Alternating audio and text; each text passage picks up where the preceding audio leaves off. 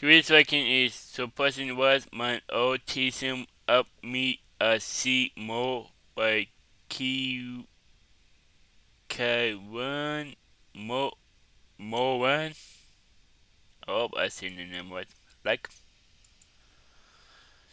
The link to the video will be the description below. Go and check them out. So let's into this vaccine 3, 2, 1. So I can kind of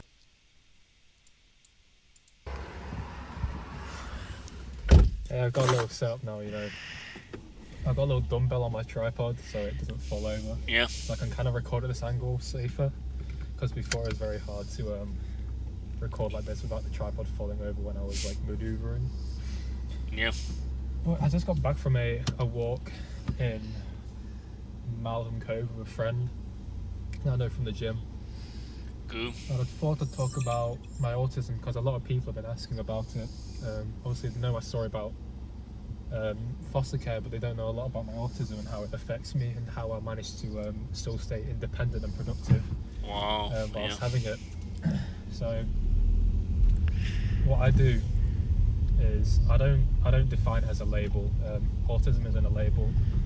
No. Actually, I don't say I have it. I just kind of like I do have it, but I don't label myself like, oh, I have this. This is so bad, like boohoo. Yeah. But it's actually Asperger's that I have and not autism. Slightly different. Autism is more, I don't know, more. It's with actual autism, it's a lot harder to be more independent. But with Asperger's, it's more about the social anxiety, awkwardness, and kind of like hyperfixation and very like niche interests. Yeah. But I used to deal with a lot of problems with my Asperger's. It used to be a big problem to get along in life because with the social anxiety comes a lot of closed doors regarding friendships and opportunities. And I've now managed to weaponize my diagnosis of autism into a positive thing where I know how it affects me and I know how I can use it to make myself more productive in the day. And how I do that is by using my hyperfixation on certain topics and interests to my advantage. So before I used to play a lot of video games. I used to hyperfixate on these video games in a way that I'd research everything about them and try to become better at them as quickly as possible. But now I hyperfixate on more productive things that will get me to where I actually want to be in life, such as if I want to edit a video and I definitely want that video to be out, I can spend 4 or 6 hours in a row undistracted, just completely focusing on that one thing.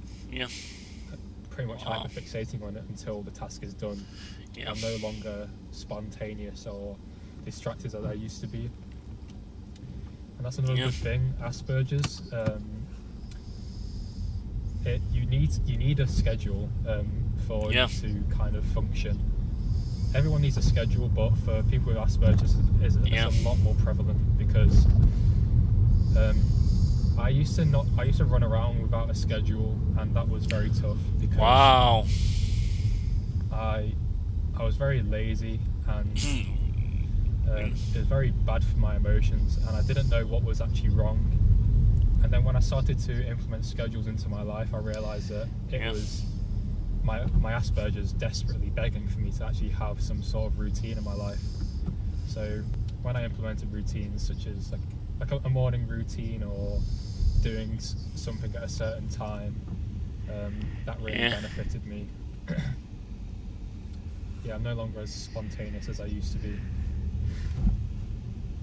And another thing is that because of my social anxiety at a young age, it's a lot easier to recognize fake friends, I guess you could call them, nowadays, because you kind of learn to you learn to spot things, since you don't make friends at an early stage. Well, I didn't make a lot of friends at an early stage, so I kind of had a lot of time to myself, and Yeah. instead of making friends, I was kind of, in a weird way, analysing friends and analysing other people's friend groups, and I'd be like, yeah, I definitely don't want to be friends with these guys, for example. Yeah. And I'd make reasons in my head of why I wouldn't want to be friends with them. And that makes it a lot easier nowadays, because if someone disrespects me, or I don't know, I can sense that they're not truly being authentic when they talk to me, I just won't listen to them, or I'll stop speaking to them. And it means I don't cave into peer pressure as much. Yeah. I've been peer pressured to do a lot of things in my life. Like I was peer pressured into losing my virginity. I was peer pressured into trying substances. I'm not going to go into detail, but I think that now I've kind of like grown out of that. It's a lot easier to, I don't know, because I definitely got peer pressured into it, but it wasn't a case of showing off. It was more of a case of, I'm intrigued to do this, to know what it's like, but I don't care about if my friends find me cool or not. So peer pressure was prevalent, but it's not the main reason why I did some of the things I did growing up.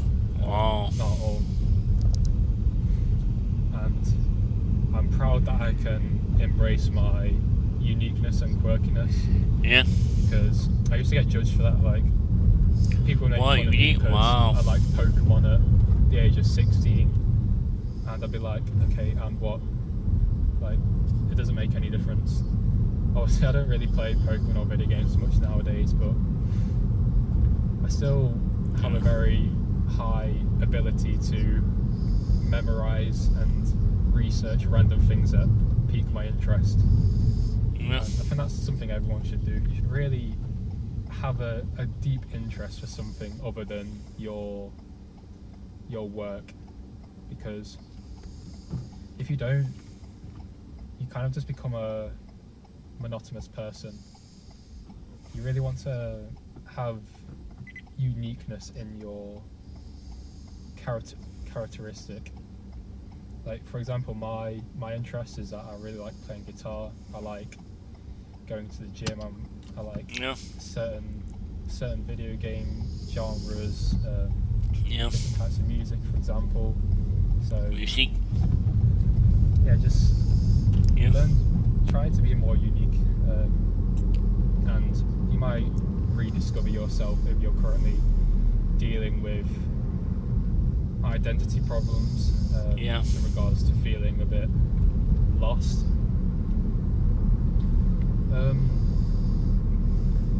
As for my autism affecting my childhood, I'll go more into that now, but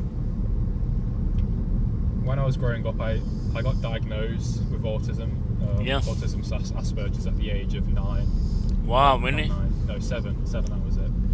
Wow. And the way I didn't even realise I had been diagnosed with it at first, because all I remember was going to some dingy room and getting asked loads of questions. Yeah.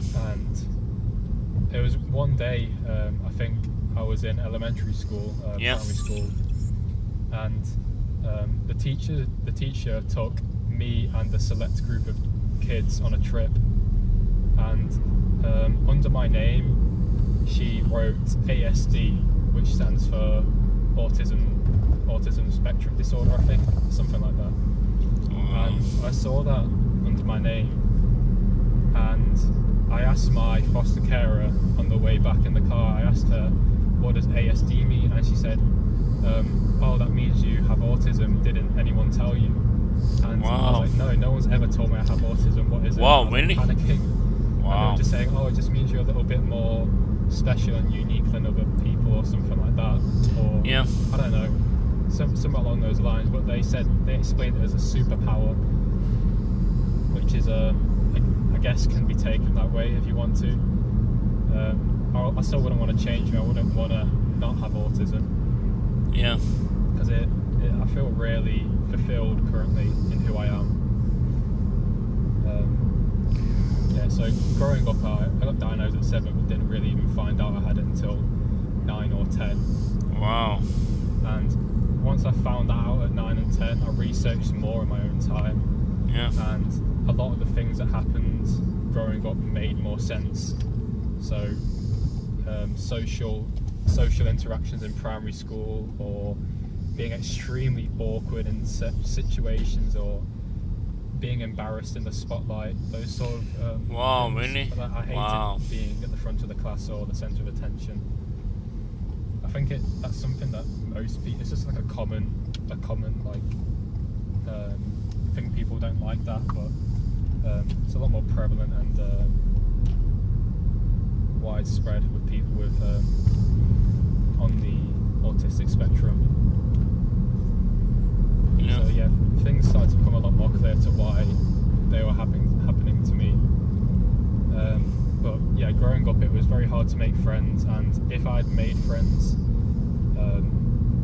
the connections wouldn't really last, because I'd either grow too dependent, or I'd become like too comfortable and relaxed around my friends to the point where I become a bit of like an idiot or like a loser. Wow, really? It's a harsh way of putting Wow. it. Yeah. So obviously I'd want to be around a circle of friends that I felt comfortable in, because I felt like I couldn't make any more friends.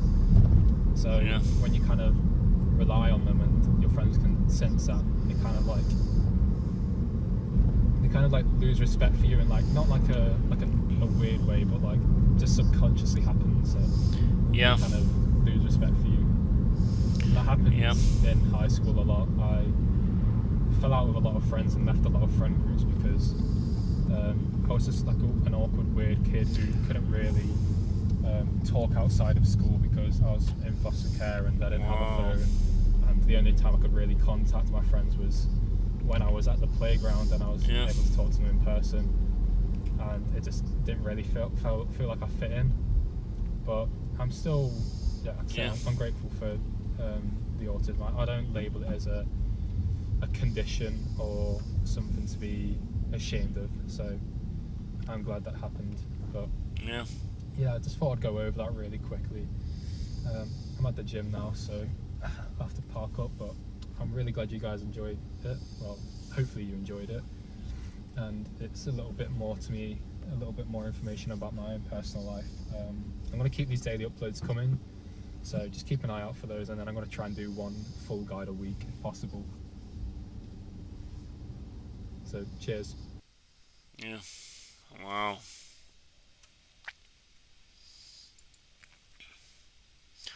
Wow. Yeah. Yeah. That was suppressing was my autism on me a see more by Kevin one oh I said what. The link to the video will be the description below. Go and check them out. And drop a like if you like. And comment down below if you want to see more reactions like this one. And subscribe if you're new. And click the bell to be notified below. In what? Bye. Wow.